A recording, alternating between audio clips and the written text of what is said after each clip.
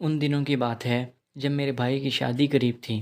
میں گھر میں اپنے بیٹے کو ساس کے پاس چھوڑ کر درزی کے پاس سوٹ لے کر گئی تھی۔ اتوار کا دن تھا۔ میں جب اس کی دکان میں پہنچی تو دکان میں صرف ایک ہی کاریگر موجود تھا۔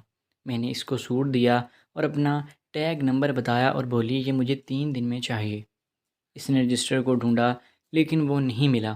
اس نے کہا کہ باجی رجسٹر کہیں گم ہو گیا ہے، اگر آپ کل اپنے کپڑوں کا سائز لے کر آ جائیں تو مہربانی ہوگی۔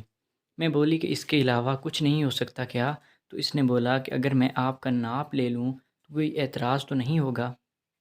میں بولی کتنی دیر لگے گی؟ تو اس نے بولا باجی 15 منٹ میں۔ میں بولی کہ ٹھیک ہے لے لو۔ اس نے مجھے اندر روم میں جانے کا بولا اور میں اندر چلی گئی۔ وہ فیتہ لے کر آ گیا اور پھر اس نے میرا دوپٹہ اتار کر سائڈ پر رکھ دیا، میرا ناپ لینے لگا۔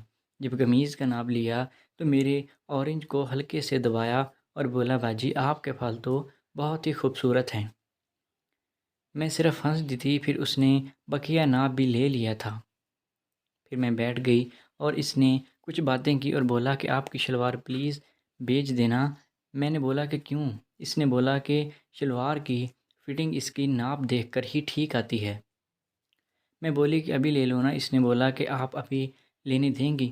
میں بولی ہاں لے لو۔ وہ قریب آیا اور میری قمیض تھوڑی لمبی تھی اور ناپ لینے لگا، اور پھر اس نے ایک دم مجھے ٹچ کیا اور میں بولی کیا کر رہے ہو؟ تو اس نے بولا آپ شلوار اتار دیں پھر کچھ نہیں ہوگا۔